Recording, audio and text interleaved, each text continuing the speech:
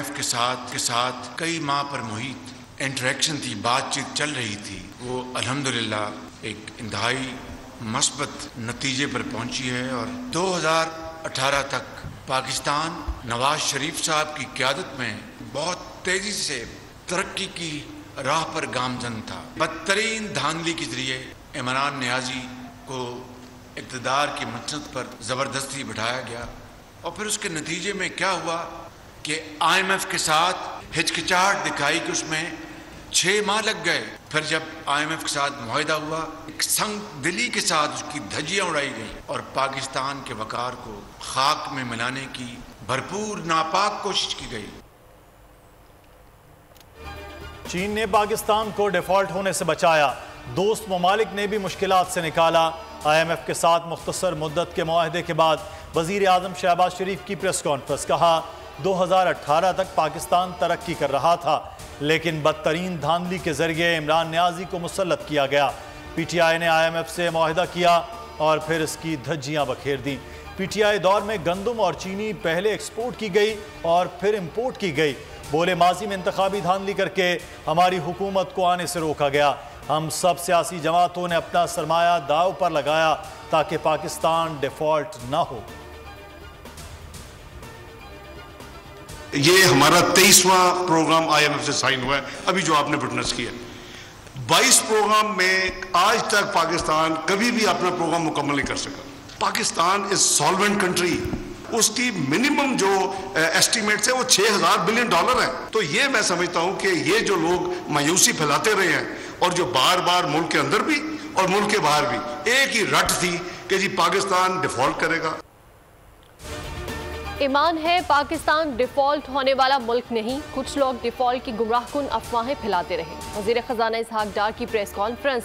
कहा IMF मुआहदे के बगैर भी मुल्क को डिफॉल्ट होने से बचाने के लिए प्लान भी बनाया था।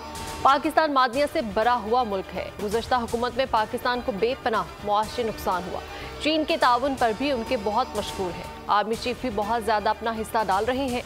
परेशान था, टैक्स लगा दूंगा और प्रोग्राम भी ना हुआ तो क्या होगा। माहाना का नया बोझ डालने की तैयारी। IMF से मुआहदे की असल हकीकत भी सामने आ गई। IMF ने बिजली की कीमतों में मजीद इजाफे का मुतालबा कर दिया, टैक्सों पर छूट देने की भी मुखालिफत कर दी, एक्सचेंज रेट को मार्केट पर छोड़ने की भी फरमाइश कर दी। मजीद मुतालबा किया मकामी और आलमी अदायगियों को पाबंदियों से आज़ाद रखा जाए। IMF शराइत पर हुकूमत का सर तस्लीम खम। बिजली के बुनियादी टैरिफ में से 3 से 5 रुपए फी यूनिट तक मजीद इजाफे का इम्कान। गैस की कीमत में 50% इजाफे का खदशा। 1 जुलाई से फी लीटर पेट्रोलियम लेवी में 5 रुपए इजाफे का इम्कान।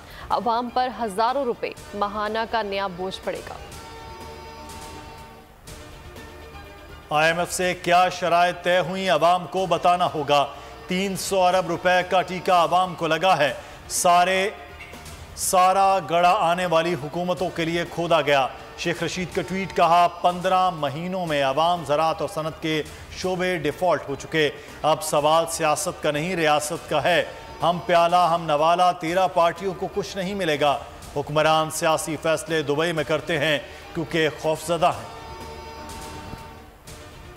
वज़ीर आज़म शहबाज शरीफ ने नरेंद्र मोदी की दावत कबूल कर ली। वज़ीर आज़म शंघाई ताउन तंजीम इजलास में शिरकत करेंगे। इजलास 4 जुलाई को वीडियो लिंक पर मुनक्किद होगा। इजलास में अहम आलमी और इलाकाई मसाइल पर गौर होगा।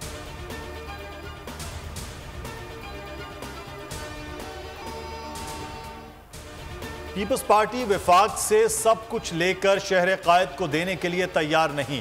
कराची बिल्डिंग कंट्रोल को सिंध बिल्डिंग कंट्रोल बना दिया गया। बल्दियाती निज़ाम पर अपना तसल्लुत कायम किया गया। अमीर जमात इस्लामी कराची हाफिज नईम बरस पड़े। कहा करप्शन और नाअहली का मजमुआ, हुकूमत सिर्फ इल्ज़ामात लगाना जानती है। बकरीद पर कराची में सफाई की बदतरीन सूरत हाल का सामना है। गरीब मुल्क के वज़रा के गैर मुल्की दौरों में कमी ना आ सकी। वज़ीर खारिजा बिलावल भुट्टो 1 ता 4 जुलाई जापान का दौरा करेंगे। तर्जुमान दफ्तर खारिजा के मुताबिक दौरा जापान हुकूमत की दावत पर हो रहा है। अज़हा के दूसरे रोज भी मुल्क भर में सुन्नत इब्राहिमी की अदायगी जारी। फर्जंदान इस्लाम अपने अजीज जानवरों को अल्लाह के हुजूर कुर्बान कर रहे हैं। कुर्बानी का गोश्त गरीबों और मसाकीन में तकसीम किया जा रहा है। ईद कुर्बा का दूसरा रोज यौम ससुराल के तौर पर भी मनाया जा रहा है। कल के मेहमान बनेंगे आज मेजबान। मजे मजे के खानों से सज गए दस्तरखान। टिक्को, कड़ाही, बिहारी कबाब, बिरयानी और कौरमे का दौर भी चलेगा। मीठी मीठी बातों के साथ स्वीट डिशेस भी दिलों को बाग बाग करेंगी। ईद उल अजहा पर मौसम भी आग बरसाने लगा। कराची में गर्म और मरतूब मौसम ने अवाम को बेहाल कर दिया। हल्की बूंदाबांदी से हब शदीद हो गया। पंजाब, सिंध और बलूचिस्तान में भी सख्त गर्मी। हाफिजाबाद समेत बाज़ मकामात पर बादल भी बरस पड़े। खैबर पख्तूनख्वा, गिलगित बल्तिस्तान और कश्मीर में भी शदीद गर्मी, जबकि बाज़ मकामात पर बारिश का भी इम्कान।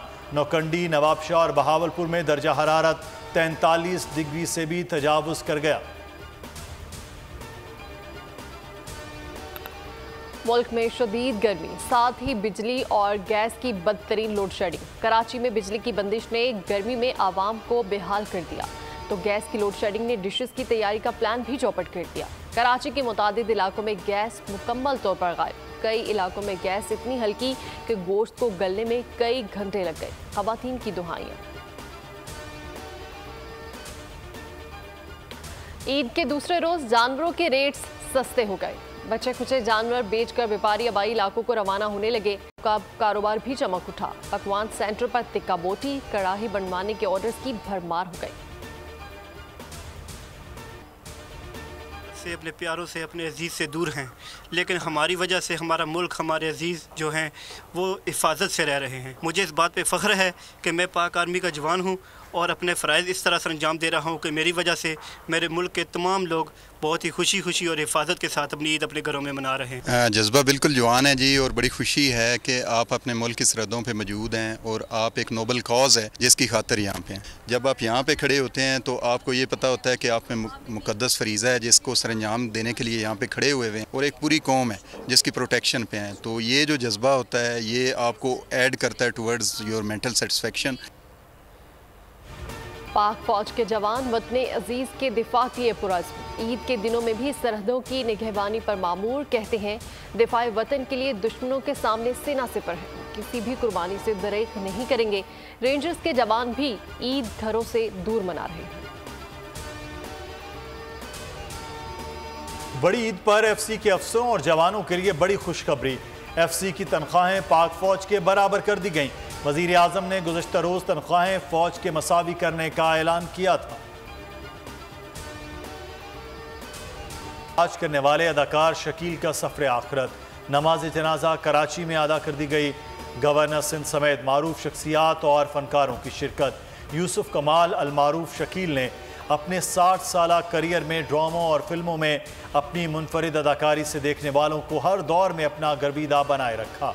ड्रामा अनकही, अंकल उर्फी, आंगन टेढ़ा में अपनी लाजवाब अदाकारी के जौहर दिखाए।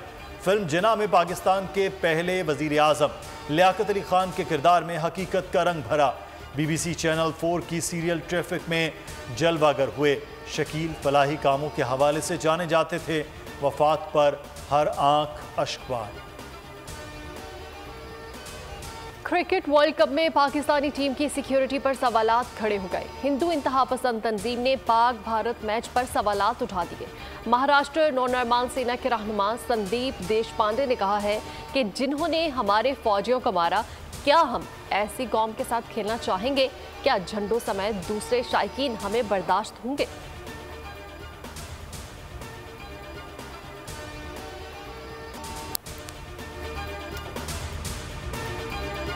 ईद उल अज़हा पर कुर्बानी के लिए एहतियाती तदाबीर। कुर्बानी करते वक्त सफाई सुथराई का खास ख्याल रखें। तजुर्बेकार शख्स से जानवर ज़िबा करवाएं। जानवर को एहतियात के साथ जमीन पर गिराएं। जानवर ज़िबा करते वक्त अपने आप को जख्म लगने से बचाएं। कुर्बानी करते वक्त तमाम इस्लामी उसूलों को मलहूज़े खातिर रखें। कुर्बानी के बाद खून पर चूना डालें। कुर्बानी के आलाइशों और बाकियात को खुली जगह पर न डालें। जानवरों के फुजले और आलाइशों को महफूज तरीके से तल्फ करें। गंदगी फैलाने से गुरेज करें और हुकूमती हिदायत पर अमल करें। एहतियात और सफाई सबसे अहम है। अपने मुल्क को साफ रखें और पाकिस्तान को बदलें बोल के साथ। बोल की सफाई मुहिम का हिस्सा बनने के लिए अभी इस नंबर पर राब्ता करें 0337-0310-377 ताकि बोल आपकी शिकायत मुतल्लिका इदारों तक पहुंचा सके।